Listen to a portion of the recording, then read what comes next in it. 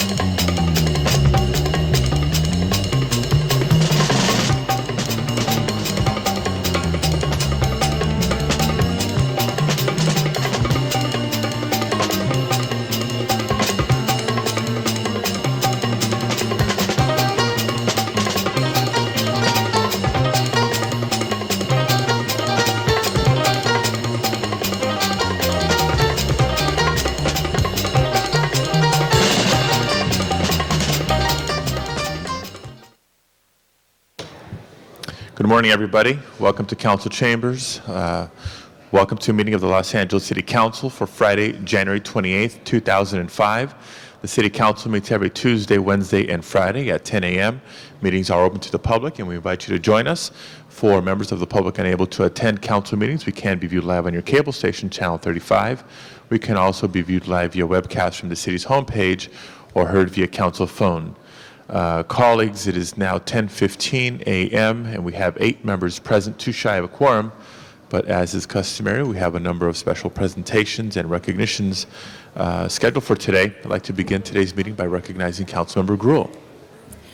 Thank you, Mr. President, and good morning, everyone. It is my distinct pleasure and honor today to be able to tell you about one of the outstanding schools in my council district. And if I could, I'd like to ask the principal and all of the students and everyone else to come up here behind me if you could.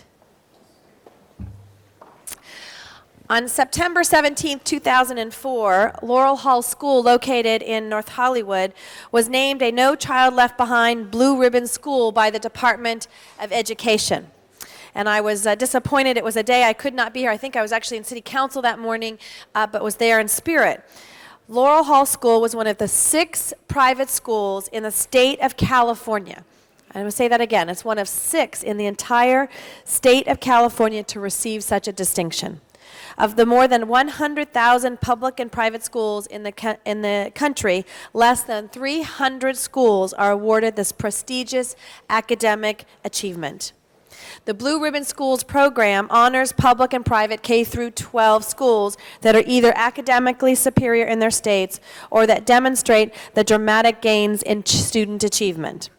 Laurel Hall received this award for its student achievement and its excellence in teaching.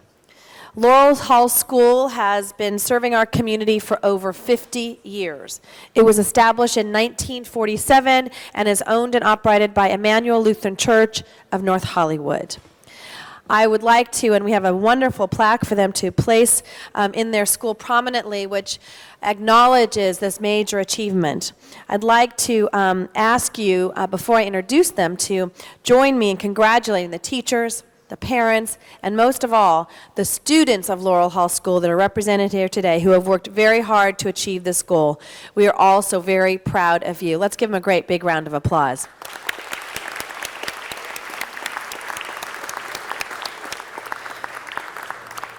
Here today, we have representatives, the principal, Kathleen Hayworth, Kathy Soule, the middle school director, Laura Wilson, the student government supervisor and teacher, and the student government is led by Tommy Drakovich. Okay, thank you. President. We also have members Alec Tokin. Okay, I'm gonna mispronounce all of these. Courtney Bassler, Hannah Shuley, Leah Corey, Alexia Townsend, Emmylou Heidenreich, Jack Chamberlain, Rachel Bowen, Candace Ferrer, Irby Foster, Kelly Nassor, Stephen Jordan, Connor Mays, Evan Powell, Christine Lafredo, and Vinny Casario. And we have very proudly today have Jack Chamberlain, who is the student body vice president, who would like to say a few words on behalf of the school. Let's welcome Jack Chamberlain. Good morning. My name is Jack Chamberlain. I am student government's vice president at Laurel Hall School. It is an honor and privilege to be here today at City Hall Council Chambers. On behalf of student government and the entire student body at Laurel Hall, we thank you for recognizing our school's academic achievement. We are very proud of becoming a Blue Ribbon School and will continue to maintain the high standards expected of us. Thank you very much. Thank you.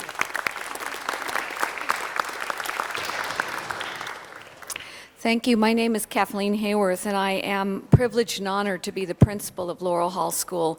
I also had the pleasure of attending Laurel Hall School as a student, so it is an awesome opportunity for me to be able to serve as their principal. One of the main reasons that Laurel Hall was recognized with this great honor is because we have a fantastic and dedicated and committed staff who strive to make excellence their goal each and every day at Laurel Hall School. We have a dedicated group of families, and most importantly, we have an enthusiastic and eager group of students who will be the leaders of tomorrow. We'd like to thank the City Council and especially Wendy Gruhl for her commitment to the schools in the San Fernando Valley and for this wonderful honor here today. Thank you very much for having us. Thank you, Mr. President, and I'm just so pleased to have them in my district and their outstanding achievement, and look forward to them being acknowledged in the years to come. Thank you very much, Mr. President. Thank you, Ms. Gruhl, and congratulations. Mr. Clerk, would you please call the roll? Cardenas, Garcetti, Gruhl, Hahn, Labange, Ludlow, Miskowski, Parks, Perry, Reyes, Smith, Villaraigosa, Whiteside, Padilla. 10 members present and a quorum, Mr. President. Thank you very much. The council is officially in session. Colleagues, before proceeding to the next presentation, let's go through the agenda and dispense with consent items. Mr. Clerk, first item, please. Approval of the minutes. Mr. Villaraigosa moves. Mr. Ludlow seconds. Commendatory resolutions for approval. Ms. Miskowski moves, and Mr. Reyes seconds. On the regular agenda, item 1 is a public convenience or necessity item, notice for public hearing in Council District 2. A motion is required to grant or deny the application. Okay, let's hold that on the desk as we await Ms. Gruhl's return. Item 2 is an item for which public hearing has been held. Members, item number 2 now before us. Any member wishing to call this item special? Seeing none, let's open the roll on item number 2. Close the roll. Tabulate the vote. 10 ayes. That is approved. Next item, please. Items 3 through 15 are items for which public hearings have not been held. 10 votes are required for consideration. Without objection, items 3 through 15 are before the City Council today. I do have a card on item number 8. Let's call that item special and hear from members of the public. On the balance of the items, I do not have requests from members of the public to address the council. Public hearings are open and closed. Specials, Mr. Reyes. Yes, item number 4, just a quick note on it. Okay. I'd like to call it special. 4 called special by Mr. Reyes. Ms. Perry? No. No other specials? Then on the balance of the items, Mr. Zine. Items 3 through 15. On the balance of the items, let's open the roll, close the roll, tabulate the vote. 10 ayes. Those items are approved. Item 3 is an ordinance that carries over for a second reading. On the continuation page, item 16 is a public convenience or necessity item in Council District 3. A motion is required to grant the application. Mr. Zine. Special, please. Okay, call special by Mr. Zine. Let me also acknowledge that there's no speaker cards on that item. Public hearings open and closed. And if that does it for the consent calendar, then let's come back to presentations. And let me recognize Councilmember Garcetti. I'll go with one other person. I think they're not here yet. Okay, Mr. Villaraigosa. Go ahead. My guys aren't.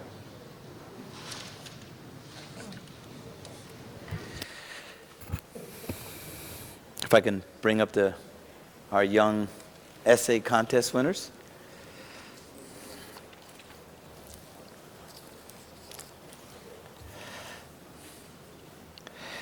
With me today are some young students, Ray Matoyer, Devin Hardigan, Ricardo Alfaro, and Jasmine Miranda. And, we wanted to do something in the 14th Councilmanic District to celebrate Martin Luther King's birthday. We thought it was a good way for us to raise the consciousness and educate our young people about what Martin Luther King did to open up our country, to help this great country be all that it's held itself out to be. And so we discussed the idea of encouraging young people to read about him and to write about what they think Martin Luther King was all about. We received approximately 100 entries, and 4 top essays were selected.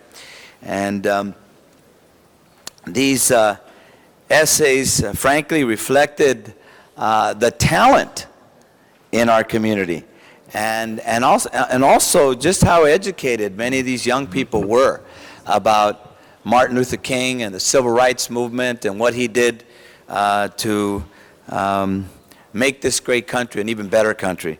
And so I'd like to take the opportunity, rather than talk and go on, take the opportunity to have one of our essay contest winners, Ray, who's a young man who follows politics, by the way. He knows more about politics than some of us. He's used to be at Mount Washington, right? That's where we first met, Mount Washington Elementary. and now he's at Renaissance Academy for the Arts. Ray, I'd like you to read your essay.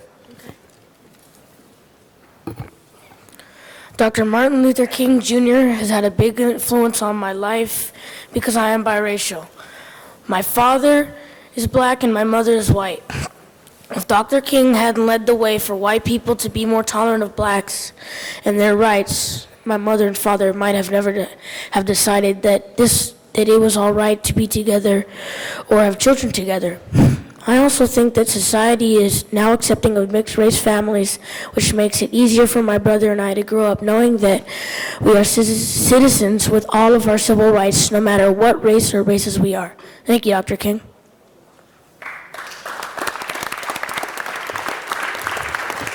All of the young people who participated talked about the many aspects of Martin Luther King's life, his commitment to nonviolence, his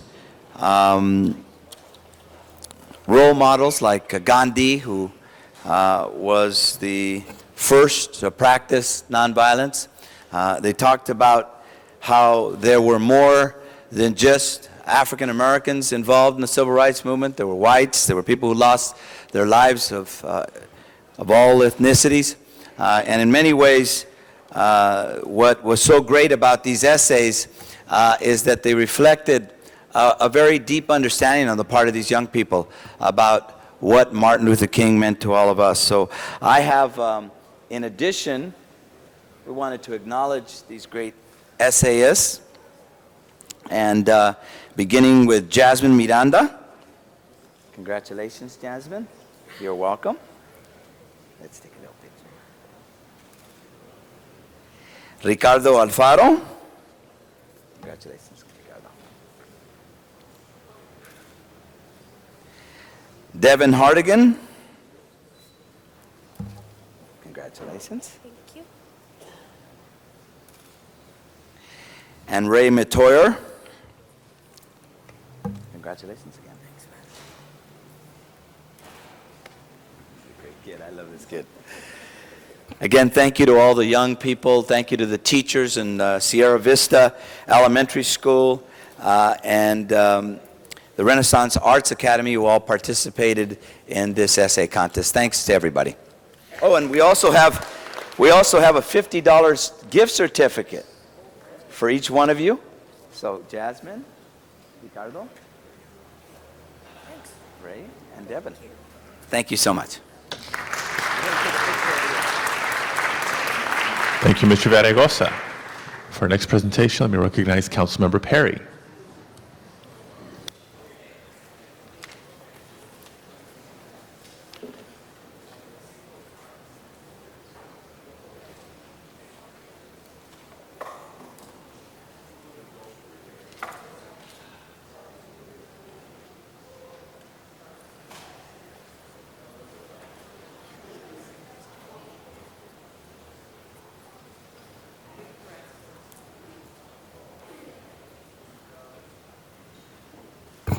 Thank you very much, Mr. President. We're waiting for the chief to get here so we can do the presentation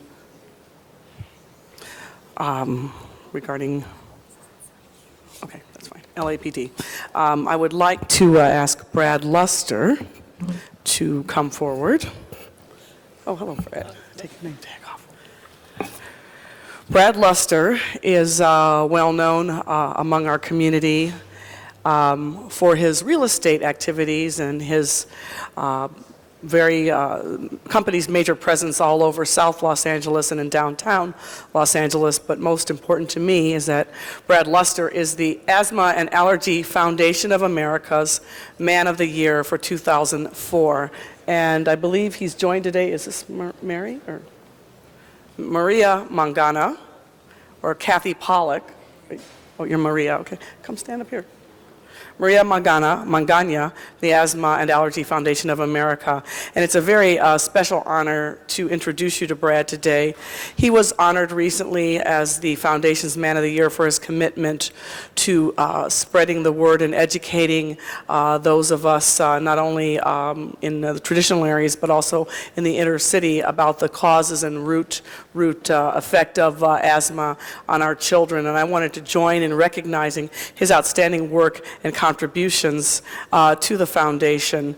Brad's commitment to helping to promote and support the Asthma and Allergy Foundation in its mission is truly commendable, and I was deeply touched and have always been touched by Brad's passion and willingness to work with the foundation to bring education and resources to communities such as the one that I represent and throughout the city of Los Angeles. Brad has a long history of public service, neighborhood housing services, very active board member for many, many years, but this cause is near and dear to his heart. He has always made himself available to support this great cause, and I know that he will continue and to champion their efforts. So I wanted to take this time for you to meet him today, as I believe the foundation will continue to lead the way in educating and providing valuable services to all people of Los Angeles through programs like the Breath Mobile, like Asthma Camp, special events for seniors. The foundation helps to bring a sense of comfort and better quality of life to thousands of people throughout the region. So on behalf of the City of Los Angeles, Brad, I want to thank you and thank the foundation for selecting you as their Man of the Year and for your continued commitment to meet the needs of our diverse communities and those who suffer from asthma and allergies. Would you like to say a few words? Thank you, Jan, and I'd like to thank the City Council for this presentation and for the honor. And I'm happy that I was able to help and provide much-needed services for thousands of our citizens that are afflicted with asthma that don't have the money for medical care. Asthma Allergy serves thousands of kids throughout the community that would not receive the benefit if they did not exist. Thank you very much.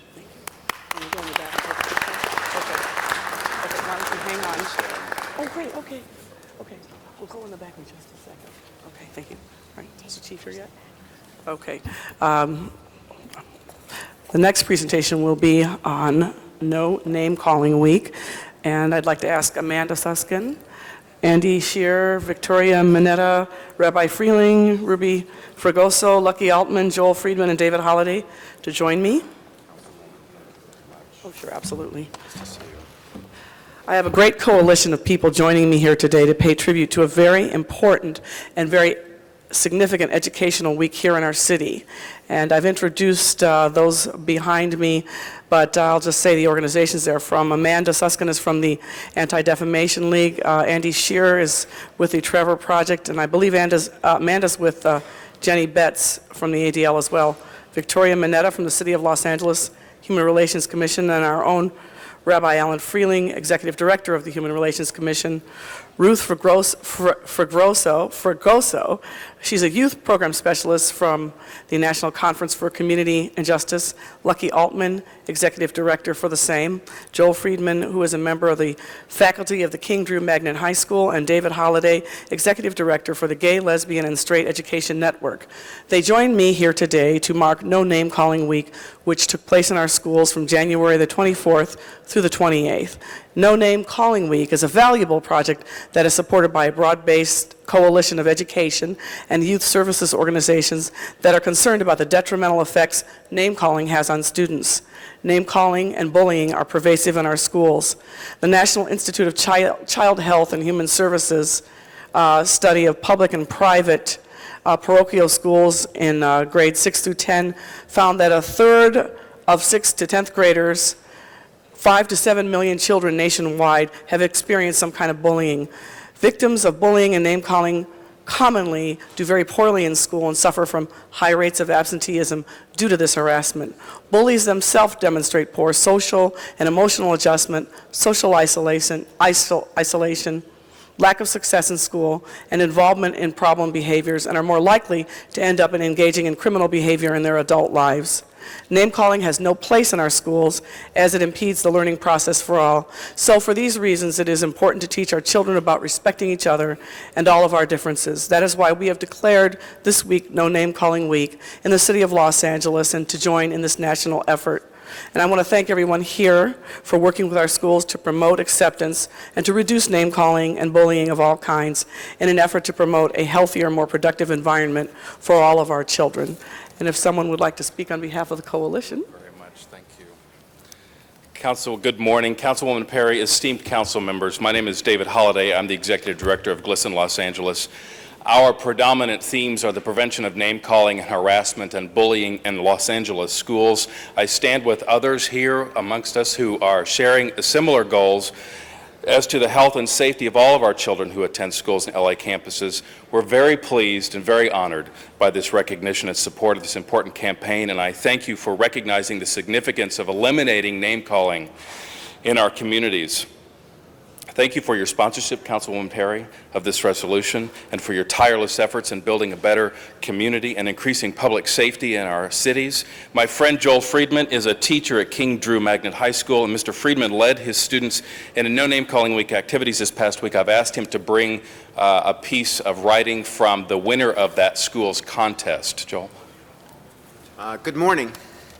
I teach at King Drew Magnet High School of Medicine and Science. I am the faculty advisor of our fledgling Gay Straight Alliance, and along with our peer mediation team in our school, we conducted a poster campaign and an announcement campaign that informs students not only of the harmful effects, short-term and long-term, of name-calling, to the negative effects towards the victim, but also to the bully and the bystander. And we conducted a poetry contest, which I would appreciate and am grateful to share the winner's poem.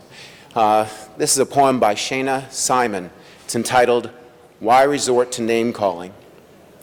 Why resort to name calling when all of us are the same? Why try to tear me down when you don't know my name? Why remind people of inadequacies that are not just in their minds? Why would you try to make others die inside? I look at you and you know what I see? Not a frail excuse of someone human. I see what you can be. I see promise in your eyes, and I wish you and I had similar visions. Sometimes I wish you made wiser decisions. Doesn't matter what becomes of new trends, there are things in life that are more important. Why resort to making other people feel as if the world is on their shoulder, making the large hearts they possess inside their chests grow colder? Why not stand together for once and lift our voices to sing, instead of doing something that can be so mean? Thank you, ladies and gentlemen. Mr. Garcetti? Thank you.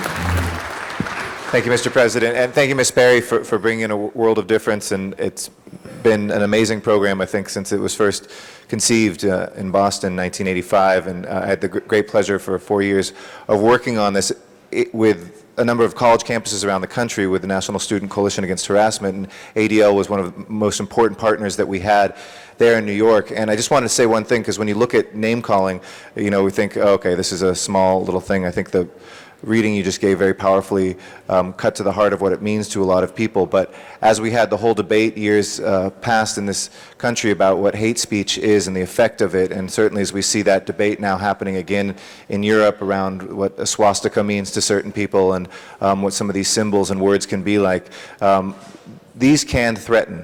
They actually can threaten people, and they are actions, not just expressions. And when we get to a place where we realize that it is an act to threaten somebody, we won't, I think, really grasp what language can do to people and how it cuts to their very being, not only their self-perception, but how safe people feel in their own communities and in their own cities. So thank you for being able to do this, and any way I can help this week, I'm here for you. Thank you.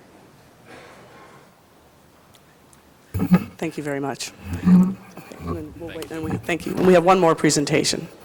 We'll take pictures in the back. Okay, great. Okay, this is from our friends and officers from Newton and Central. If you want to join me here. Monsignor.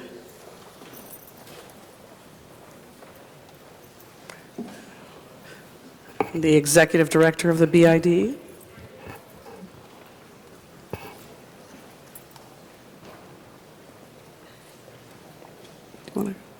Okay. Captain coming up? Yeah. Captain Chow? Okay. I have a big crowd here with me today, but I have a really, hi Chief, how are you? Come on up. come on up. We have a really wonderful story that I wanted to share with everyone, and as you know, I try as often as possible to highlight those things that are wonderful and the wonderful things that happen on Skid Row, and this story is about that today. And I'm pleased to stand here with officers from Newton and Central, both great community centers in our council district, to recognize the support that they gave and the participation in the Cathedral's Adopt a Family program, which took place this past holiday season. On Saturday, December the 18th, these great officers joined the Cathedral of Our Lady of the Angels in participating in a truly amazing event. And they did it quietly and without need for attention, and they did it because they wanted to do it. This year, 250 downtown, mostly Skid Row families, were adopted and presented with gifts for the holiday season. As part of this program, the families were interviewed 2 months in advance to identify their specific needs. In this way, they were not presented with the generic baskets, but each family received food, clothing for each member, furniture to meet their individual needs. 100 locations were visited on December 18th by volunteers aided by Los Angeles police officers from both Central and Newton divisions. The Adopt a Family program started from the dream of a local priest who wanted to share the joy of Christmas with poor families in the area. Monsignor Terrence Fleming set out in the 1980s to help families living in the area of the former location of St. Bibiana's Cathedral. Today, the program has grown to include families throughout downtown Los Angeles and the Skid Row area, and this year supplied over 600 children with a joyous Christmas. This is the first time in recent years that the program was able to adopt families in Skid Row hotels, thanks to the involvement of the Los Angeles Police Department. The Los Angeles Police Department worked with Cathedral volunteers and helped them bring toys and essential goods to families living in hotels, many of them that have pending abatements and major significant security issues. And it made it very difficult for volunteers to access those locations in previous years because they were such volatile locations. And so I wanted to take this opportunity to thank all of the officers, to thank the Cathedral, to thank the captains, and all those who work in Newton and Central, because you are the ones who help bring joy and hope to the lives of so many families living in downtown and Skid Row and in the Central City East community. I'm going to hand out the certificates in the back, but I did want to say their names so their families will know that they were here. That's Captain Rupert, Captain Chow, Sergeant Calford, Sergeant Campbell, Sergeant Sanchez, Officer Morris, Officer Liu, Officer Foster, Officer Nambu, Officer McNanny. Sorry, Kathy, I messed your last name up. Officer Cardaban, Officer Cole, Officer Guerra, Officer Jarvis, Officer Rentz, Officer Mojica, Officer Taylor, Officer Lanu, Officer Rice, Officer Melgoza, Officer Villanueva, Officer Galucio, and from Newton area, Officer Highland, Officer Madrigal, and Officer Hill. Of course, our Chief of Police, Chief Bratton. I would like for you to give these folks a big, big round of applause and let them know how much we appreciate their public service.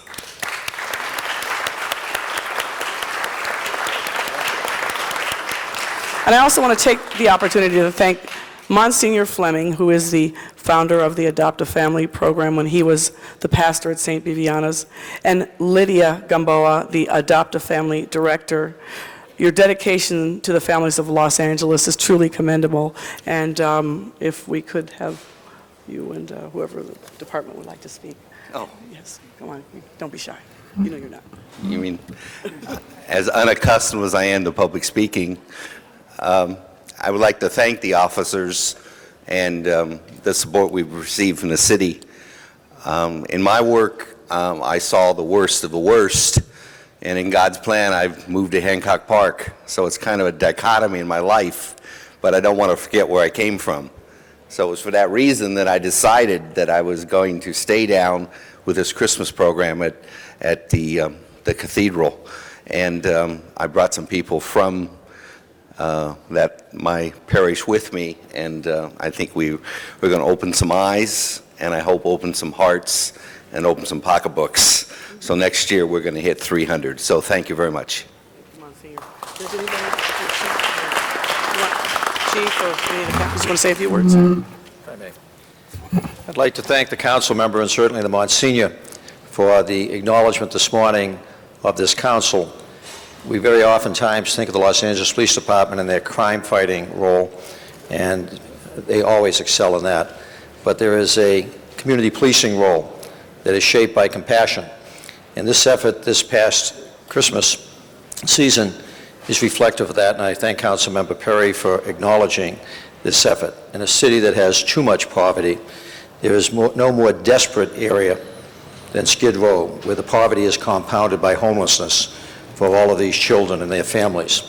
So this effort reflects that in the City of Angels, at a very special time of year, its police force is caring, is committed, is compassionate, and I thank you for that acknowledgement, and I certainly thank the men and women of the two police areas involved.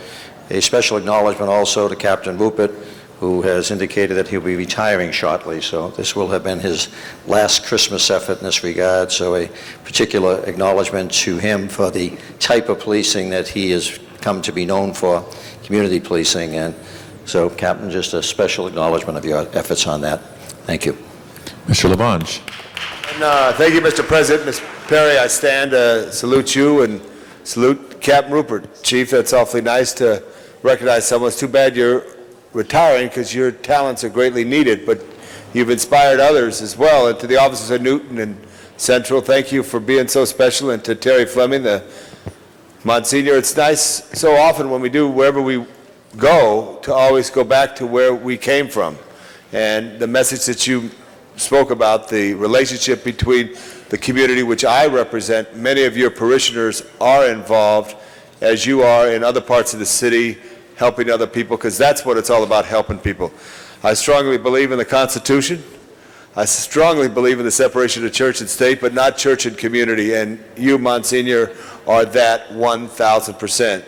So I just wanted to thank you, Terry, for all that you've done and what you continue to do.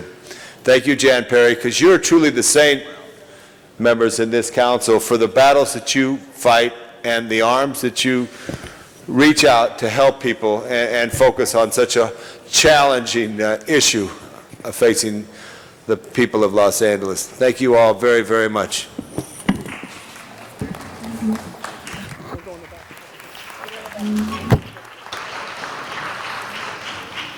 Thank you, Ms. Perry. For our next presentation, let me recognize Councilmember Garcetti. How about Mr. Reyes for a presentation?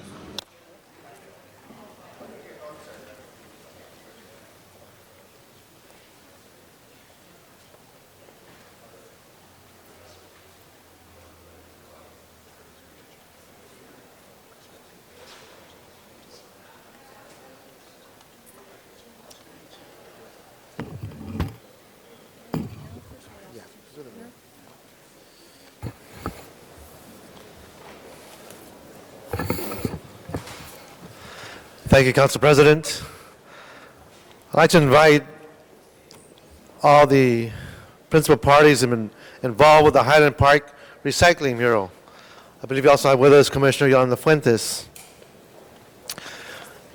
Okay. Colleagues, on September 23rd, 2004, we unveiled in the Highland Park community something very, very special.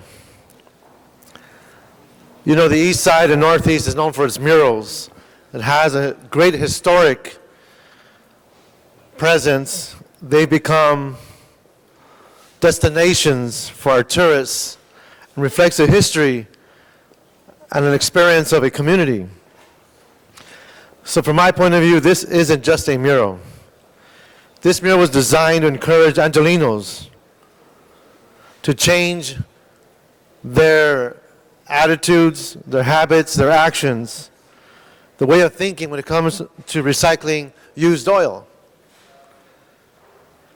You might think why this is so special. Well, one, Over the years, as we dump our oil into our drains, our storm drains, it finds itself in the river, it finds itself in the ocean, and it adds to what is known as the urban slobber. And as we contaminate our environment, it really begins to the behavior patterns of everyone in the city. And this great event took place at Pep Boys parking lot at 5516 North Figueroa Street. It was painted on the side of the Marin Pinedo Carpets building right next door. The mural project is part of the City Ballet's community outreach to encourage residents to recycle used oil and prevent this urban runoff from polluting our oceans and rivers. We all know about recycling aluminum cans, plastic bottles, and paper, but what a lot of people don't know is how important it is for us to recycle our used motor oil. And colleagues, this city has federal mandates to meet in the very near future. So everything we need to do, we have to get done in order to meet those mandates. Recycling used motor oil keeps it out of our drinking water, our oceans, our waterways, and of course, our Los Angeles River.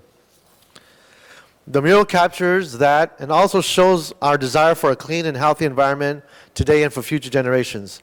The mural depicts North Figueroa Street and Highland Park during the past, present, and future. In the present scene, people from all walks of life are gathering at our annual Highland Park car and truck show. And the person in the foreground holds a photo in each hand. On the right hand, you have a black and white photo showing how pollution has impacted the neighborhoods in the past, while in the right hand reveals a pollution-free neighborhood.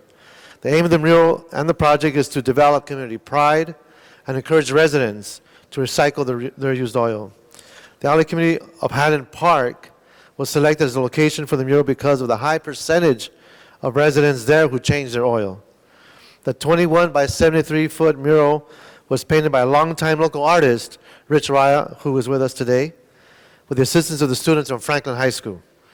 The project was funded by our own Public Works Department and the California Integrated Waste Management Board. And earlier this week, there was a very nice article in the Times that talks about how Northeast Los Angeles, and in particular Highland Park, is becoming a very cool place to live. Well, it gives me great pleasure to stand here with some of the people who have been part of our Highland Park community for a good many years and who have made it cool. With me today are Richard Raya, the artist who painted the mural and today resides in Mount Washington, Omar Zambada, the assistant manager of our local Pep Boys, the co-owners of MP Carpets, who generously allowed us to use their wall. The Pinedo family, who's with us, is Mr. Marin, the father, and his sons, Roque. And I just want to let you know that I just found out this morning that they also won the Latino Marketing Award. So let's give them a big round of applause, folks.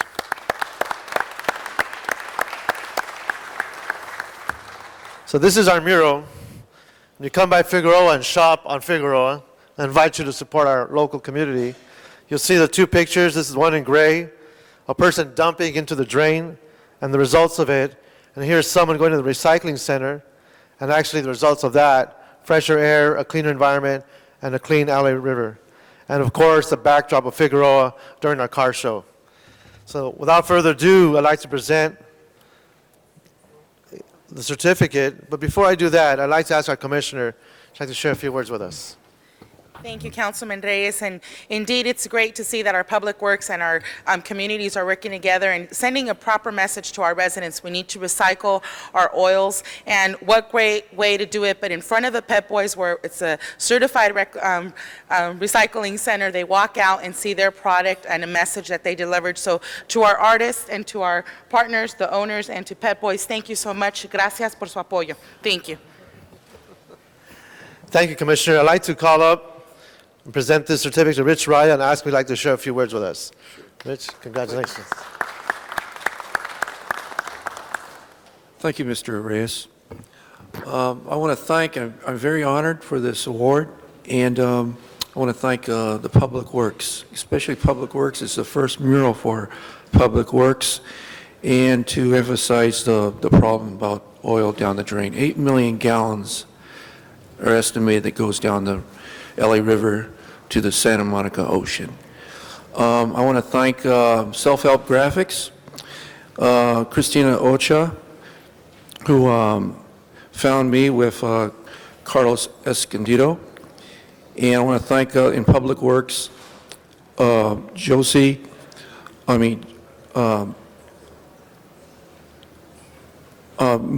English and Mike, what's his name?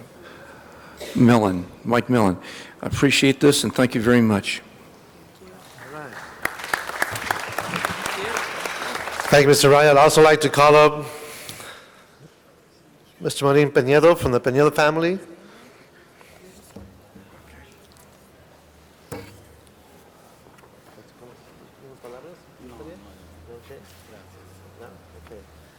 He's a little shy, doesn't want to speak, but I want to thank him for lending us his wall. And our representative from Pep Boys, Omar Sambada. Congratulations. I'd like to say a few words. Sure. Okay. First of all, I would like to say that we're really proud and honored to be here receiving this recognition. As a representative from Pep Boys, we would just like to say that we're really happy to help and educate the community, the Highland Park community, on proper recycling ways of hazardous materials such as oil. It's a really big problem there in our store because we have a lot of people dropping off orphan oil, and really, it's really not their fault because they don't know exactly how to dispose of it. But projects like this pretty much educate the community and inform them on proper ways of disposal of hazardous materials. And I know they're here, they're being a little shy, but usually the unsung heroes stay in the back, but we have Mr. Mullins from Public Works in the back, wants to stand. And our Public Works family, come on folks, stand up. You've done all the hard work, you deserve the applause. Thank you so much for your hard work.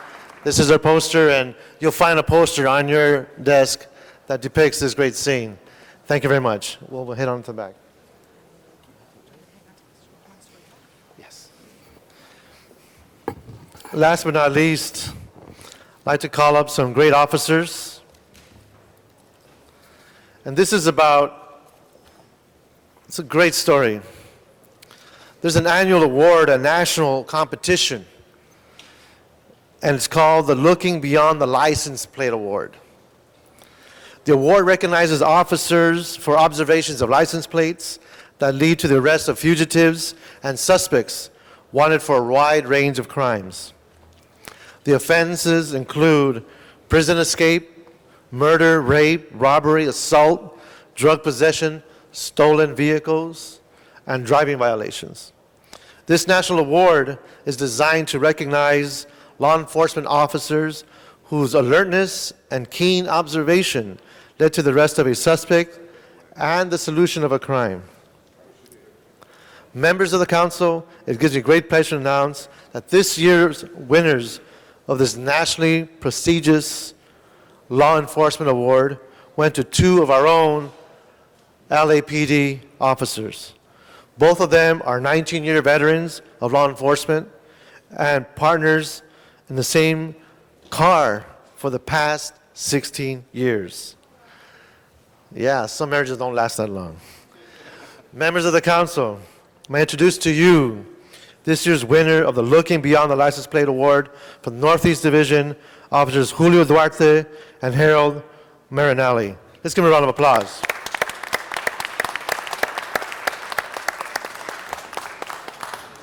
And just to briefly recount the incident that was reviewed by the panel of judges for this award, on December 13th, 2003, these officers observed a Toyota Tacoma being driven in the opposite direction and exceeding the speed limit.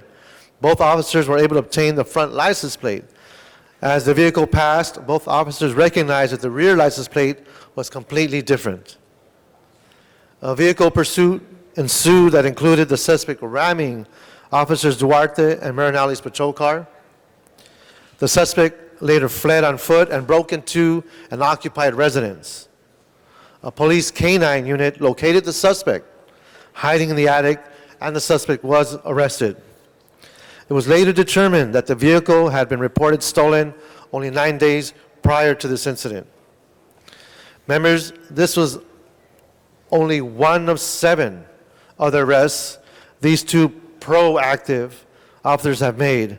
Similar arrests were made on September 29th, 03, October 22nd, 03, December 2nd and 18th, 03, March 10th, 04, on April 2, and May 6th of 04. And in this letter nominating these 2 officers for the award, Chief Bratton wrote, thorough with their actions and abilities, and are highly professional. These 2 exceptional officers excel far above their peers in their abilities to recognize stolen vehicles by utilizing a variety of methods in their vast experience. Members, I could not have said it better myself. Congratulations to both of you.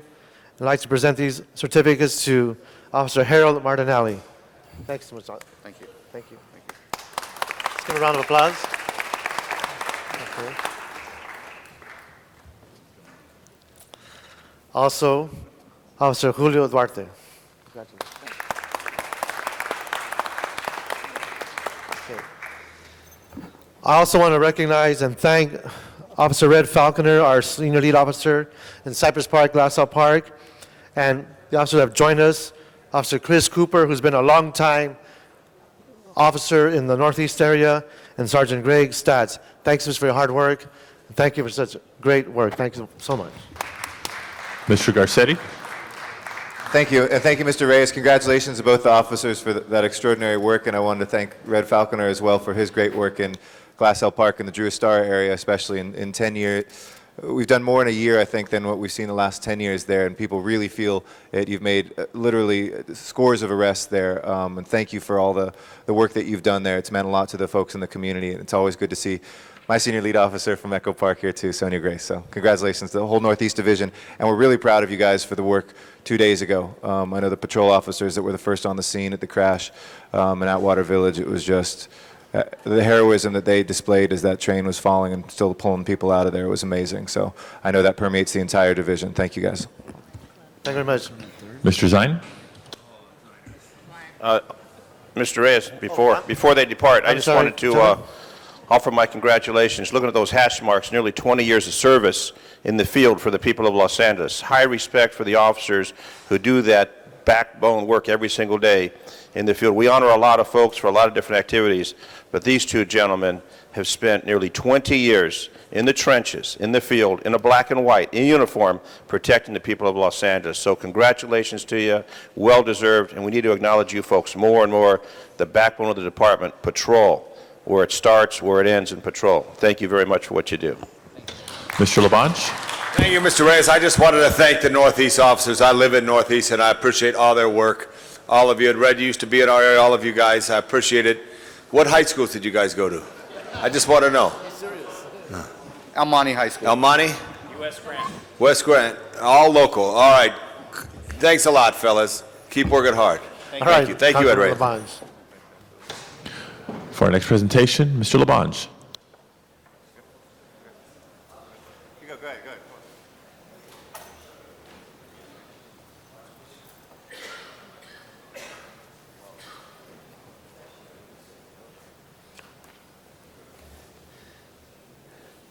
As we saluted the new sister city of San Salvador on Wednesday's council meeting, Mr. President, we also had a special guest here with us from our city of Los Angeles who heads up the Kaunas sister city. And with us today is the guest of his, the Archbishop of Metropolitan Kaunas, Sigis Tamarus Fisk. And I said it absolutely with a challenge, and I want you, Michael, to join with me and welcome the Archbishop to Los Angeles. Please give him a great hand, please, as he's sat here and view there. This is the Great Seal of Los Angeles. And Michael, I know if you could translate and express the wishes of the Archbishop. I got it. Noriu pasveikinti Angelų miesto tarybą iš tolimojo Kauno, kuris yra susigiminiavęs su jūsų gražiu miestu. Visiems linkiu daug viešpaties palaimos jūsų darbe, kad jūsų miestas žydėtų ir būtų mums pavyzdys. The Archbishop said, I want to greet the Council of the Angels City of Los Angeles and to wish you the best in the future. And I want to add with my own, and he also provides the blessings for each and every one of the council members that are participating here. I want to add that it's an honor to be here and to thank the council for the support of the Sister Cities program and the Los Angeles Sister City, Kaunas especially. And I want to thank Councilman Tom Labange for being the president of the Sister Cities program and ensuring that it works well and continues. Thank you very much. Michael, thank you very much. Archbishop, thank you. Welcome. Give him a better LA. Come on for pictures. We'll take pictures. Okay, is this the whole group? Yeah. Now, Mr. Garcetti. Thank you, Mr. Labange. For our final presentation, Mr. Garcetti. And just one last note on that, too. Thank you for those words. We're actually going to be taking a delegation from the city to Armenia this summer in search of a good sister city in Armenia. And maybe with Cambridge, Massachusetts permission, we might be a second city to have a sister city with Yerevan. So we hopefully have some good news. But thank you for being here. Thank you, Mr. Labange. Thank you very much, Mr. President. And I know we have some other folks that are still stuck in traffic who very much wanted to be here as part of this presentation. But nevertheless, we will soldier on for commemoration of AFCO's international work, which has just been extraordinary here in Los Angeles. I know Mr. Villaraigosa and Ms. Gruel and a number of us in this room not only know Armin Arugian, but many of the young people who are a part of building up what is now the only youth-oriented NGO to be recognized by ECOSOC in the United Nations with observer status, something that came out of here in Los Angeles, but that already has international breadth.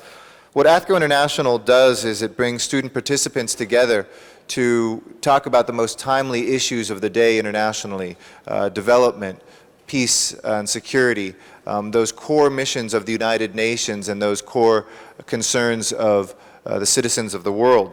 And they've been able to bring together some of the brightest young people here in California each year to be able to have a summit to discuss these issues and to be able to also think about these and offer forward their voices to be heard in the international marketplace of ideas. This resolution today, Mr. Villaraigosa and I both were at the conference that AFCO put together this year, along with many other speakers who work in international relations area and political arena. But AFCO International put together this resolution that we wanted to enshrine here with the names of the folks that actually worked on this as well in the city record for posterity. And let me just read that whereas the AFCO International student participants on global democracy met and adopted the following, and whereas reaffirming the United Nations Charter of respecting, of course, the sovereignty of nations that adhere to the UN Charter, and whereas aware of the violence that often accompanies outside implementation of democratization, and whereas noting that the political ideology of a nation is not a determinant of peace, security, economic prosperity, or respect for culture, this goes on to encourage the nations of the world to end forceful democratization while reaffirming the role of non-governmental organizations, such as AFCO, of course, to build stability in insecure regions. It reminds member states of the rights provided for individual nations by the UN Charter. It reminds non-governmental organizations of the necessity of respecting political authority and remaining a non-political humanitarian tool to provide relief to suffering peoples. And it calls upon all nations to recognize the decision for democratization should reside within those individual nations themselves. Lastly, recommends that the more active promotion of involvement by NGOs in ameliorating impending and current humanitarian crises. And the individuals who are recognized here today for their dedication and their outstanding efforts on behalf of the AFCO International and the principles for which the organization represents are Gina Ariza, Raul Murillo Jr., Samira Borgi, Karen Chan, Emily Payne, Reed Schuler, Hayun Abdul Hafiz, Jenna Dreisat, Helena Vanya, Lisa Mueller, Sahin Akhtar, Ben Pramar Lightflang, David Sager, Christopher Donnelly, Deborah Van Dam, Levan Bagramian, Marcellus Glasper, Shaheen Amour, Roxana Mondragor, Miriam Foster, Aaron Noble, Spencer Jamelka, Margaret Buckles, Maggie Fick, Mariam Ladhiji, and Bayong Kim. So therefore be it resolved by this adaptation of this resolution by our council along with the mayor and city attorney that we congratulate AFCO International on its efforts to promote a more peaceful and just world, in particular its efforts here to further this mission in the city of Los Angeles. Congratulations.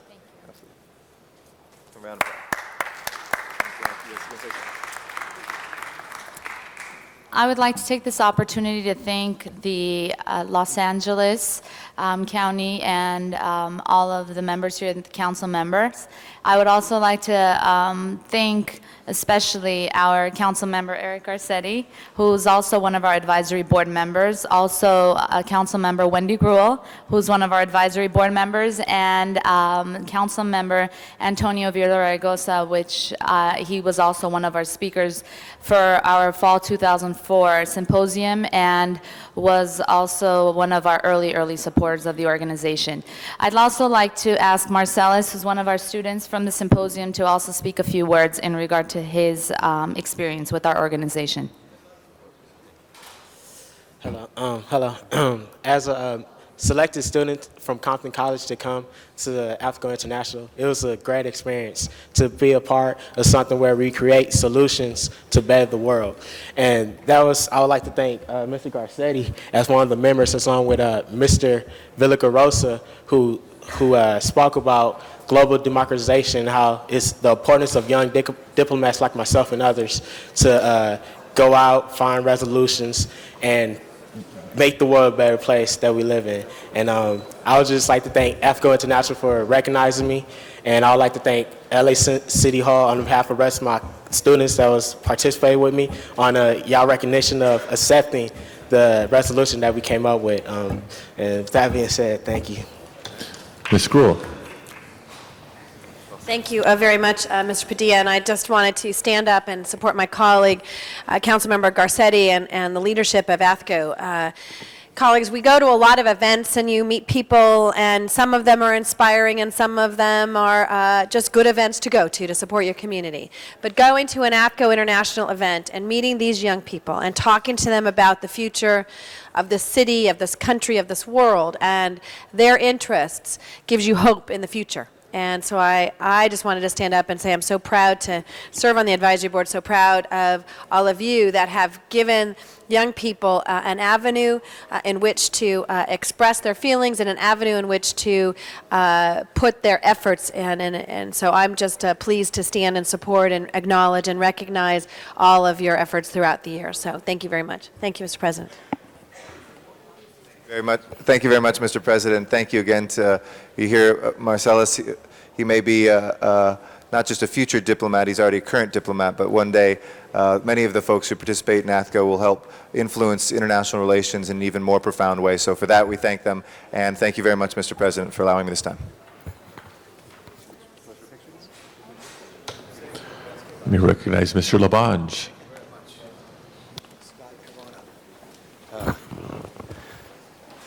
Thank you again, Mr. President.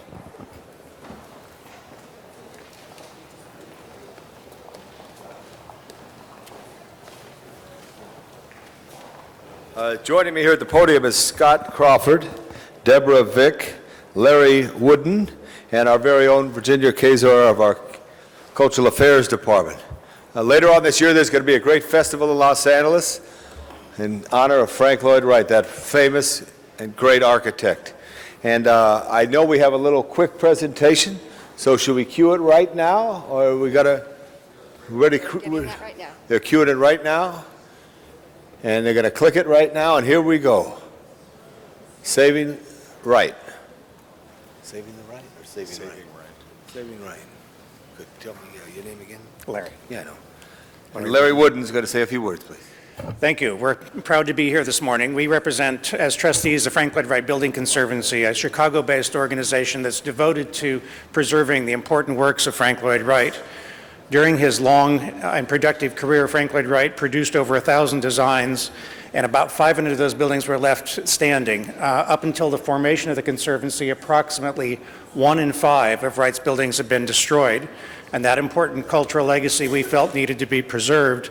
So we began our educational conferences and bringing together scholars and people interested in Frank Lloyd Wright, and then drawing the public's attention to the various opportunities and means by which those buildings could be preserved. The first building that we lost was the Larkin Building, and it became the logo for our organization. There's a parking lot there now. It was torn down in the early part of the century, and nothing has come to replace it. A later example is the Roby House, which was again almost torn down in the 60s and is now considered one of the primary architectural treasures and one of the primary places where people who are interested in art and design come when they're in Chicago to visit these various works. Deborah Vick and I were both personally involved in Oregon several years ago. The only Frank Lloyd Wright building there, private residence, was going to be torn down so that somebody could build a new house on its magnificent site.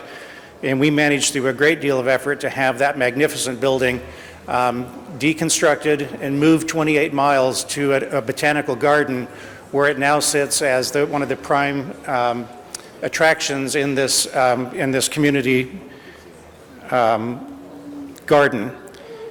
And then again, through our other advocacy efforts, the Getch-Winkler House in Michigan was being taken over by a bank because the owner had become insolvent. And we bought the building and then did some restoration work on it and held it for over a year until we found an appropriate preservation-minded buyer. And it now sits in good hands and will be preserved in perpetuity. So it's a hardworking organization, and we're very proud to have an opportunity to bring our efforts to Los Angeles and highlight the many important buildings that are here. Los Angeles has 11 Frank Lloyd Wright designed buildings, many of which are considered some of the best in the world by the experts. In fact, the National Endowment for the Arts has granted the Conservancy a fund so that we may nominate a limited number of buildings to the World Heritage List. And there will be at least one, if not more, Frank Lloyd Wright buildings from the Los Angeles area that we will be nominating to the World Heritage List. The Hollyhock House that you see before you now has been under the purview of the city and is gone through some wonderful restoration over the last many years under Jenny's great leadership. The Innes House, which sits as a Mayan temple up on top of the hill, is a beautiful example of Wright's concrete block work here in Los Angeles, and has been in many movies so that it brings LA to the rest of the world. It is at great danger right now because of significant issues it faces, and the Conservancy is leading a team of experts from around the country to help preserve and restore this building. And lastly, is the Storer House, which was previously owned by your very own Joel Silver from here in Los Angeles, the movie producer who faithfully restored it under the leadership of Eric Lloyd Wright, and then recently sold it to Jennifer and Richard Emerson, who served both on our board and the National Trust Board, as did Joel Silver. So you have a great collection of Wright buildings. And then during the conference, we will have the opportunity to visit a number of buildings by people who worked with Wright at various times during his career, and particularly in the Los Angeles area. And those include his own son, Lloyd Wright, his grandson, Eric Lloyd Wright, John Lautner, Richard Neutra, Rudolph Schindler, and of course, in this process, we're highlighting the amazing architectural legacy that has been produced in the entire Los Angeles basin. Los Angeles has been a leader in modern architecture since the turn of the century, and we couldn't have those discussions without including people like Frank Gehry and Richard Meyer, among many others. So it's going to be an exciting time with a lot of activity taking place. And one of the things we're most proud about is that these activities heighten awareness so that in the future people can continue to come and visit the many important historic house museums and art galleries and whatnot become very important attractions for the local community. So we're happy to be doing that, and as a part of it, creating a larger festival which will include many organizations and museums, and I think Scott's going to say a couple words about that. So, for the last 16 years, our board has been having this conference. And when we decided to have it in Los Angeles, I decided to make it bigger and better. So we're having a Fringe Festival. You know, Chicago every year has 80,000 architectural tourists visiting them. They also have a board where you can come and get all sorts of information on the architectural wonders of Chicago. I've decided that it's time for Los Angeles to step up to the plate and get some of that revenue. So during the course of our festival, we're having UCLA, the Arm & Hammer Museum, the Norton Simon Museum, the Huntington, the LA Municipal Art Gallery, Hollyhock House, the Pasadena Museum of California Art, the Getty, and the Junior Arts. They're all going to be doing exhibits on architecture. The LA architectural community will be giving tours of our city. Amongst them are going to be the Los Angeles Conservatory, Architours LA, Architecture Tours LA, the Pasadena Craftsman Tour, and the Venice Garden Tours. Then we're having signings and author events at Skylight Books and Hennessy and Ingalls Books. And Julius Schulman is going to be giving donation to the Getty of his archives. So, here's Mr. LeBon. Well, Scott, I think I just want to thank you for being so special, bringing these great people from Chicago out here. SaveRight.org. And I want to ask Virginia Kazor just to say a few words, because she's been the keeper of the beautiful Frank Lloyd Wright property at Barnsdall, Hollyhock. We would like your support in naming October Architecture Month. Great. Oh, you got that kind of power. And I want to welcome you all to the park. The house will be reopening this spring. You can get a preview before people come from all over the country to see what Los Angeles has to offer. And we have a lot. Thank you. Virginia, thank you very much. Now the great architect himself of many beautiful things, Eric Garcetti. Thank you very much, Mr. LeBons, and thanks for including me. I'm very proud to represent the area of Barnsdall and Hollyhock House, which is such an important asset to not only the area there in East Hollywood, but this entire city and for the world of architecture. And we fought very hard to get the funding after the earthquake to make sure that Barnsdall was a living, breathing art park as it was supposed to be, and that Hollyhock will have the necessary repairs to continue to be such an incredible jewel here in Los Angeles. And I want to thank Scott, because he also, when he first told me about this and this dream that he had, he actually has done it. So congratulations to Scott. And whatever we can do to push LA Inc. and all of the different entities to really promote this. I know Mr. Ludlow chairs the committee that is all about bringing people to Los Angeles, and this is a perfect example of how we can bring people here to celebrate the incredible architectural history we have here, have them stay, explore Los Angeles, and be a part of the local economy. But congratulations, and this is definitely the right thing to do. Eric, thank you very much. October is going to be Frank Lloyd Wright Month and Architecture Month, and I wanted August to be architecture because A is for architecture, but then April came along and I got confused, so that's why I never was an architect. But please join with Mr. Garcetti and myself and others to salute the Frank Lloyd Wright Building Conservancy, SaveRight.org, and let's salute them. And remember, someone thought, the building, look at the building we sit in here, an architect, although it's not the work of Frank Lloyd Wright, but architects are truly dramatic in their thinking and make a very special contribution to our society. So please all step forward for a great photograph as we salute you with this great resolution with the great seal of the City of Los Angeles, Frank Lloyd Wright Building Conservancy. How about a little hand for them? Thank you.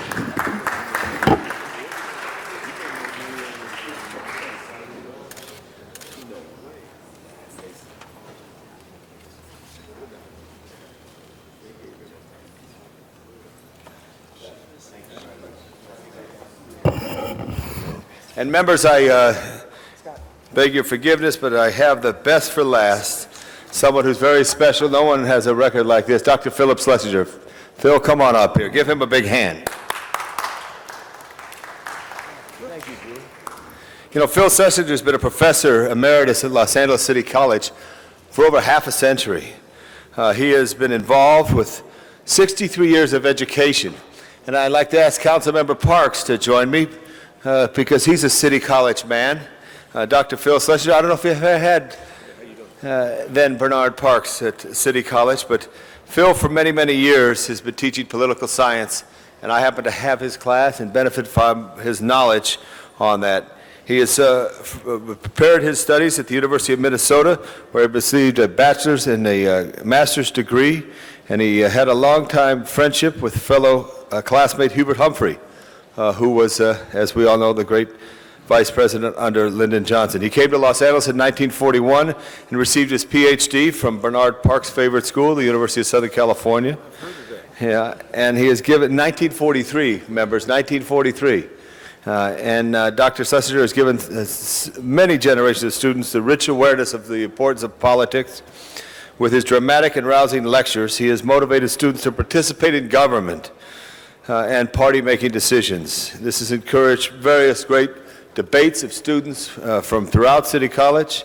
Many of his former students included Orville Freeman, Attorney General and Governor of Minnesota, and Secretary under John F. Kennedy, Mike Antonovich from the Los Angeles Board of Supervisors. He also includes me as one of his former students, Phil Brost, the former president of Fullerton College, George Capps, the president of a very major public relations firm in Thailand, Sandy Krieger and Harry Nelson, who became judges on the Superior Court, Harvey Englander, who many of you know, Woody Fleming, Commissioner of the Board of Public Works, Matty Moore, and Ed Vasquez, many, many people who have been involved and benefited by Dr. Schlesinger. I wanted to bring him down here, members, because he's absolutely very special, because he's influenced so many people. I wanted to bring him down here because very few people do 30 years, much less 40 years, much less 50 years, much less 60 years, 63 years. That's truly an absolute record that's never going to be broken. If there was a bridge on Vermont Avenue, we'd name it after you for all your years of service, Dr. Schlesinger. But please join with me and Councilmember Parks in saluting you for all this wonderful years of service of educating the young people of Los Angeles at Los Angeles City College. Congratulations. Let me take a picture real quick. Oh. Let me do it afterwards. All right. You want to say something? Want to take it now? Thanks, man. Thank you. Members of the Los Angeles City College, ladies and gentlemen in the audience, and above all, I want to give my acknowledgement to Councilman Labange, who made this ceremony possible. I am indeed grateful to the Councilman Labange for believing that I am worthy of this award that he is giving me. Thank you very much, Tom. The truth of the matter is that the outcome of my many years of teaching is that many of my students, I should say, are in the fields of government and political life, the very subject I teach. I feel a deep satisfaction that my teaching proved so effective. Many of my friends far and wide for years wanted to know that with my qualifications and my experience, I should have moved on to a college of greater prestige. My reply always has been, I can't eat prestige. Prestige must be earned, not artificially given. At first thought I would stay at City College just for a little while and move on. Instead, I have stayed at City College now for 56 years. Why is it that I do so? And the answer is, it is a college that I admire a great deal. It puts no unreasonable barriers, no extremely high tuition, discriminates against no one on the basis of race, creed, or color. It is a school I used to advocate many, many years ago when I attended the University of Minnesota and the University of Southern California. I like living in California, especially Los Angeles, which has all the facilities for good living, regardless of wealth, with many people possessing a variety of capabilities. I only regret that my folks could not be here to witness this ceremony. They've passed on. The reason that I am deviating a bit from the usual comments that I have to give at this presentation is that I am an adopted child. I have been exceptionally fortunate that my parents adopted me, and also have been very exceptionally that my parents chose me at the age of 1, and also nourished me and raised me properly. What is really amazing is that they never told me I was adopted and never talked about it at all and never faced me with it. They passed on, never telling me. Actually, none of the relatives did it so, and none of the close friends did it either. I am sure my parents would shed tears of joy today to see their chosen son turned out to be somebody in a noble profession of college teaching, in spite of the fact that not a word was uttered between us, and that they became my parents. I adored them, admired them, and respected them. I owe them much. They really prepared me properly for this world. How did I find out the secret? Well, but if some of you are bursting with curiosity, I would be glad to tell you personally. My father used to say, "Phil, you speak well. If you did not, you'd probably starve to death." But he also advised me to make your talk short.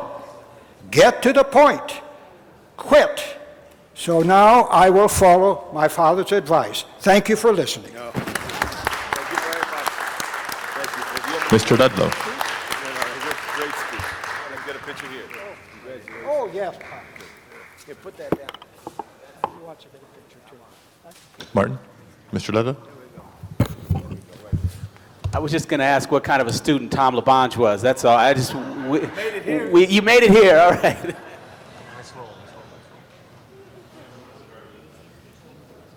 There's a comment column on report cards that say pays attention in class.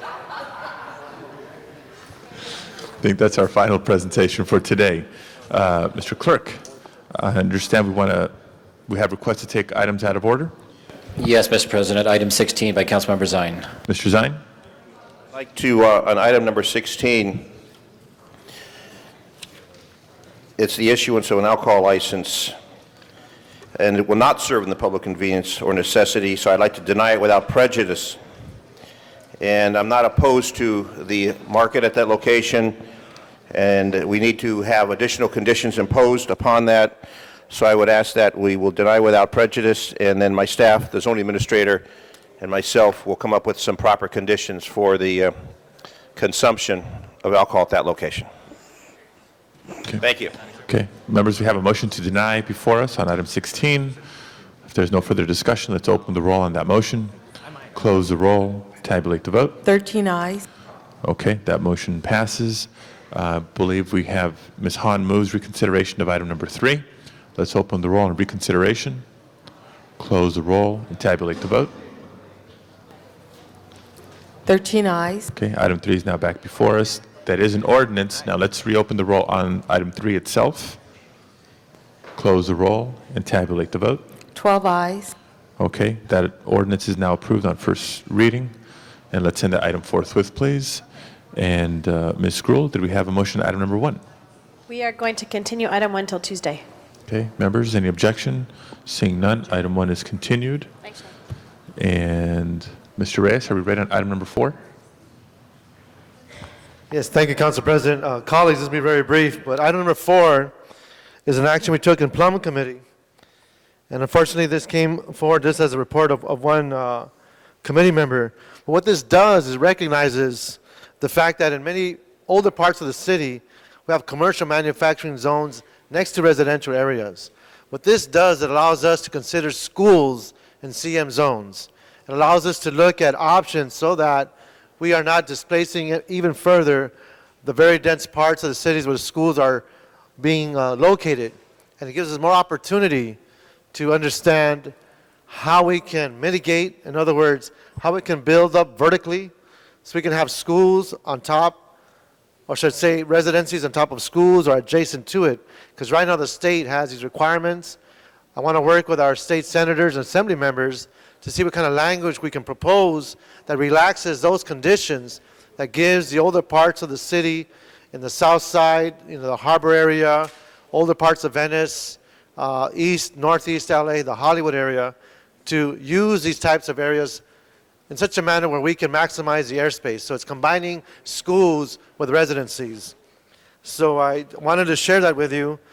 And it is done through a discretionary process. And that's crucial because sometimes we find ourselves in lawsuits because we have strip joints that are being built almost or up to the boundaries of these schools.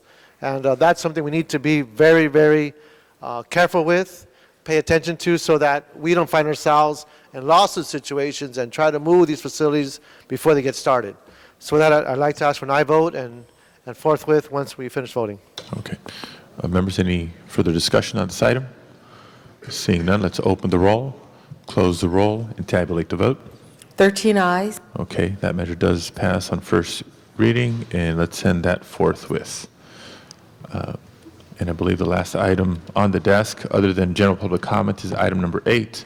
So let's come to item number 8 and call forward Valinda Jo Wright for public comment on item number 8.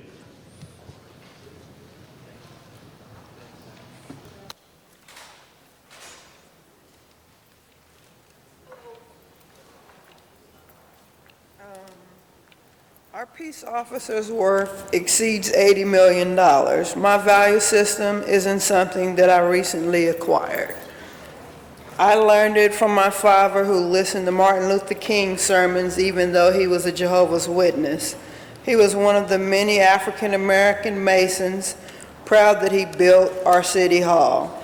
Dr. King said the measure of a man's worth was in his service to humanity. Age brings with it a certain pragmatism. My concern is with the strange things you can see after midnight that Dr. King spoke about. Have a good day. And I'm for the proposal, by the way. Thank you very much. This concludes public comment on item number 8. Members of the council wishing to be heard on item number 8. Seeing none, let's open the roll, close the roll, and tabulate the vote. 12 ayes. That is approved. And that does bring us to general public comment for today's meeting, an opportunity for members of the public to address the council on matters within our jurisdiction but not appearing on today's agenda. Let's call back Valinda Jo Wright under general public comment, followed by Mervyn Evans, Bill Turner. Are you here? Please come forward at this time. Okay. Ladies and gentlemen, my name is Merv Evans. I live in Los Angeles. And Mr. President, I'm asking the opportunity to present the Evans Child Protection Act, a measure that's in Governor Schwarzenegger's office, to your Public Safety Committee. As you are well aware, over 1,000 children are victims in our state every day. 1,000 children are victims of crime comparable to what Michael Jackson's being accused of. Every year, 12,000 women are victims of hate crime. This measure calls for 1 strike 50 for crimes against children, 1 strike 25 for crimes against adult women. I believe that this city council should go on record and urge the governor to put this on his 2005 state agenda. But one more thing that's very important. The measure requires a 25-cent revenue enhancement for law enforcement for victims. Victims often on these types of crimes are overlooked. You're welcome to encourage the public to review the measure at evans2005.org. I would appreciate any public comment. I would appreciate any markup or correction from Ms. Cindy Masikowski if we get the pleasure of presenting it to her committee to make the measure stronger and more effective. And one last thing. I want to say publicly thank Ms. Masikowski for 8 years of outstanding public service. Never a hit of any scandal, never a hit of any wrongdoing, just tremendous, outstanding public service over the last 8 years. She has set a model of what a good public policy maker should be, a model that I don't think anyone can ever match again. Thank you once again, Mervyn Evans. Thank you very much. Bill Turner, followed by Gracie Taylor. Thank you, Mr. President and City Council. My name is Bill Turner, and I'm from Costa Mesa, California. And first of all, I'd like to thank you for the vote that you gave last week to pursue El Toro. I represent a small organization called www.eltorotoday.com. We're just a group of ordinary people who want to see the most accurate, intelligent, public servant reuse of El Toro possible. We also believe that the whole process of closing El Toro and the planned reuse of El Toro has been fraudulent from the very beginning. The last 5 pages of this little handout that I gave to you, last 4 pages, contain a letter that we've sent to the Attorney General of the United States requesting a special prosecutor to look into this. We believe that $13.7 billion of U.S. taxpayers' funds are going to be fraudulently used in this process. Also, we have a number of pictures in our little handout for you. And you will see from these pictures that much of the information that's been given to the public on El Toro is incorrect. You can see there's no encroachment on El Toro. El Toro is one of only 2 major airports in America where you can land and take off without flying over anyone's house. And no one has ever been told that. There are clear pathways where you can land and take off from El Toro without flying over anyone's house. Would that be great for LAX? El Toro has 4,700 acres. LAX has 3,500. And I'd just like you to look at page 5, if you will turn there, and you can see the approach to El Toro. There is not a house or residence anywhere close to that. And our organization has put together a CD of information that would be helpful in you planning an airport or securing El Toro from the Navy. We will be glad to work with anyone from the city as you work toward this. And we would be glad to fly any of you over El Toro to show you exactly what we're talking about. Thank you very much for your time today. I really appreciate being here. Thank you very much. Ms. Gracie Taylor. And Ms. Taylor will be followed by Nico and Theo Milanopoulos.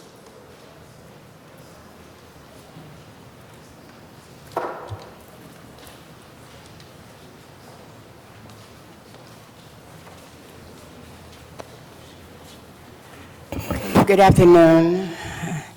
As some of you all know, I've been coming down here since Pat Russell. Sometimes I might speak things that is not pleasant to the ear. This is what God says. He said they love to get their ears tickled, but sometimes they do not listen. Authority is placed in their relevant place by God, Romans chapter 13. I'm here today because there's a grave mistake somewhere. I would like to present these to Janice Hahn if she's here. Is Miss Hahn here? She's stepped away for the minute, but Oh, maybe she the did. sergeants can accept that on her behalf. Okay. Well, sir, these are pictures of my son's father that traveled with her and Maxine Waters. This man was a chauffeur. He was an honest living man. This is my son's father. He passed away 2 days after Thanksgiving. I brought him down. He was in a coma. When I brought him down, he was wearing out wheelchairs. He was a disabled veteran. My granddaughter had to bury him because we could not find any kind of papers. Here, I also have where the landlord kicked my handicapped son out. He locked the doors. It was illegal. I have papers here from the judge, which is a stay of execution. I also have papers here from the West Side Regional Center stating that he is an adult, but he has a mental retardation. I also have in these pictures here a picture of one of my sons that got bit by a spider. I'm a woman that soon will be 71 years of age, if it's God's will. And I had 3 men in my apartment that had illness. Only thing I got in that apartment, the only support I got in that apartment was $700 a month, and that was from my SSI. That went toward the support of my family. You all is placed here by God and through God. I have once been told that I should present to you all the things that's concerning the city of Los Angeles, not the immigration, because I'm still having problems there with the ex-spouse. So I would like for you all to look in this, about this illegal lockout. This is something from the judge. May I ask you to conclude, and ma'am? Mr. Ludlow, whew, I thought Nate Holden was giving me a run for my money, but it's time for you to go. Thank you. Thank you. Nico and Theo Melanopoulos.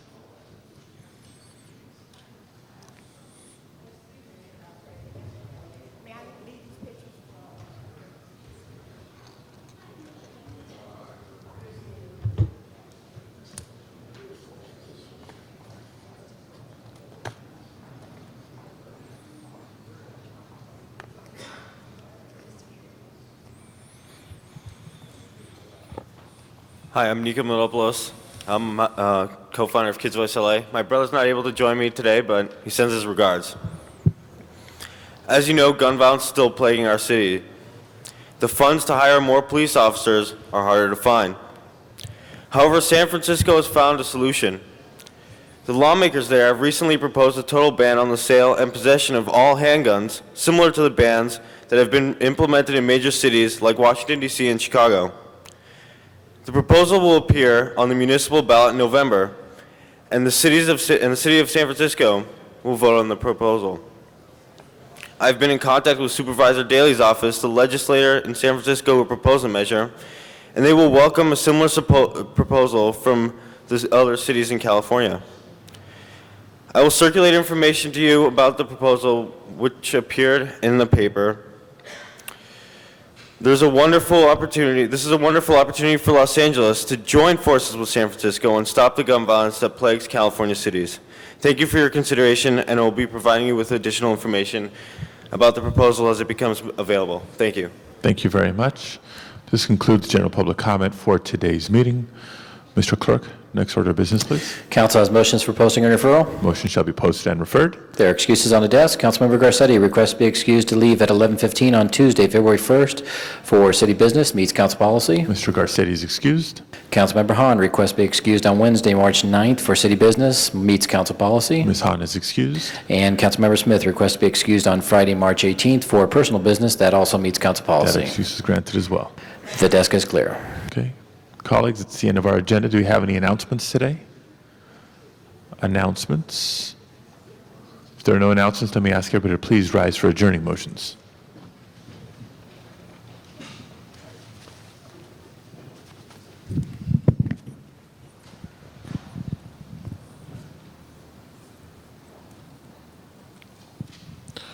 Mr. Labange.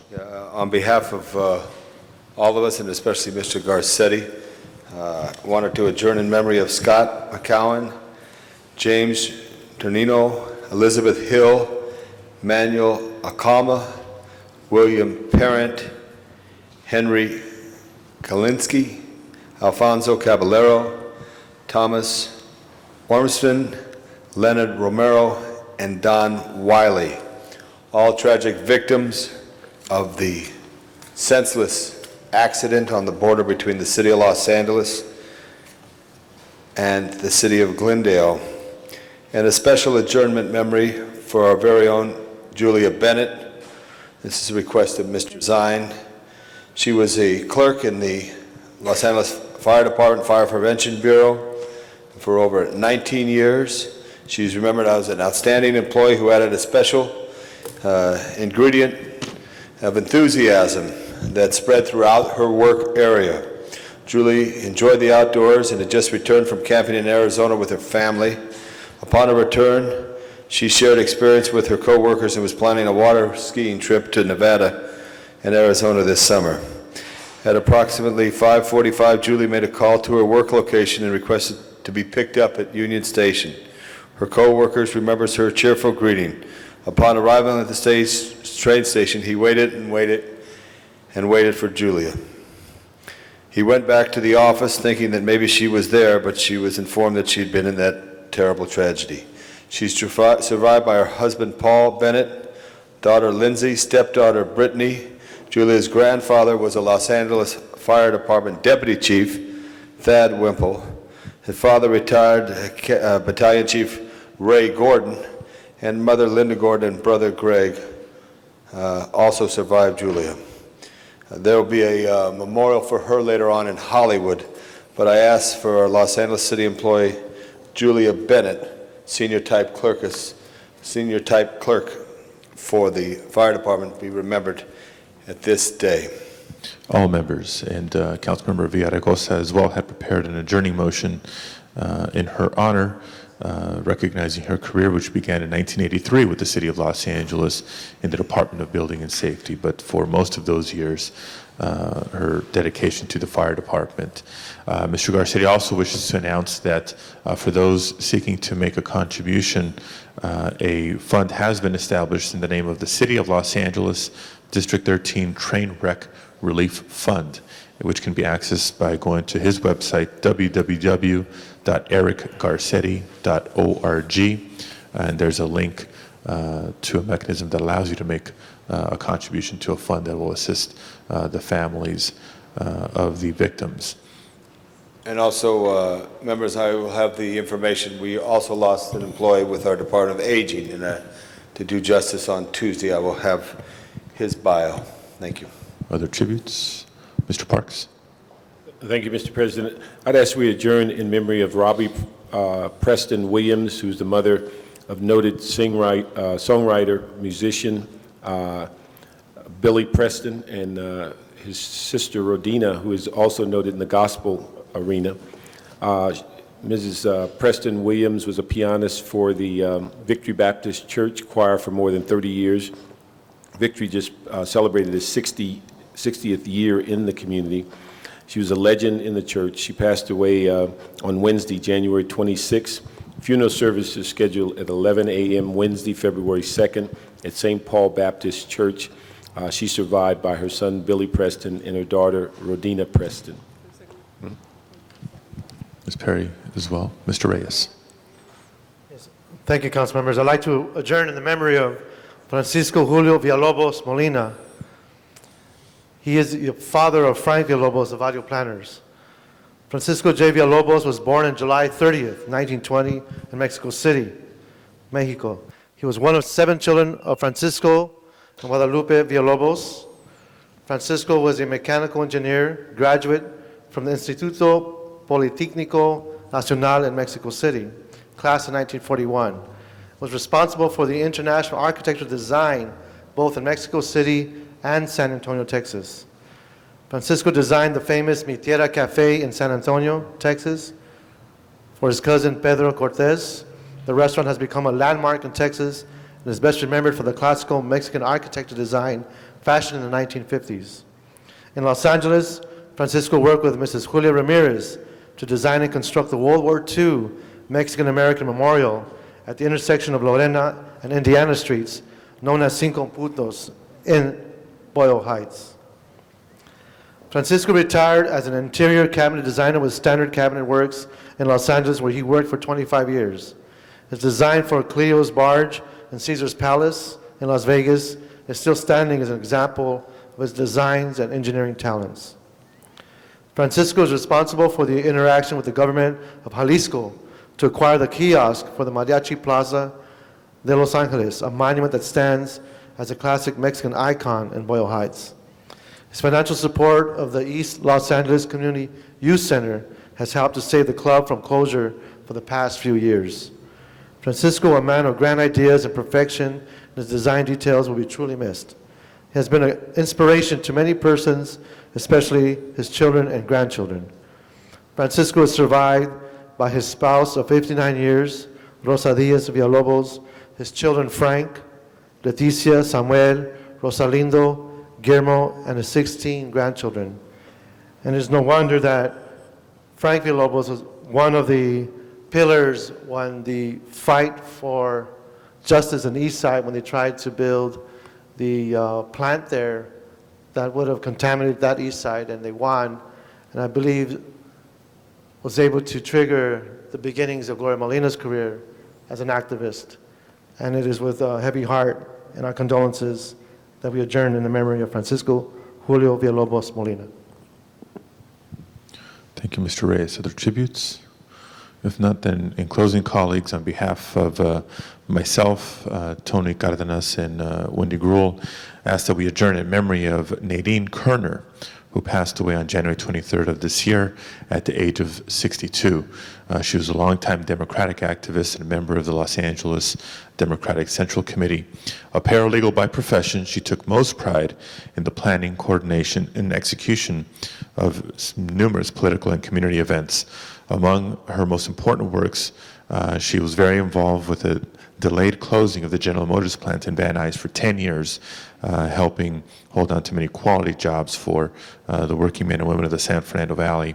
She was also directly and indirectly responsible for recruiting 40,000 volunteers from the San Fernando Valley for Hands Across America. She was also very pivotal in the movement to have the city of Los Angeles declared a sanctuary for Salvadorians fleeing civil strife. She received many awards from the Democratic Party and other organizations for her support of those who needed a voice. She was very steadfast in accomplishing her goals and pushing her politics throughout the valley and throughout the region. She will be missed by all who knew her. Mr. Clerk, please call the roll. Thank you all very much. This meeting is adjourned.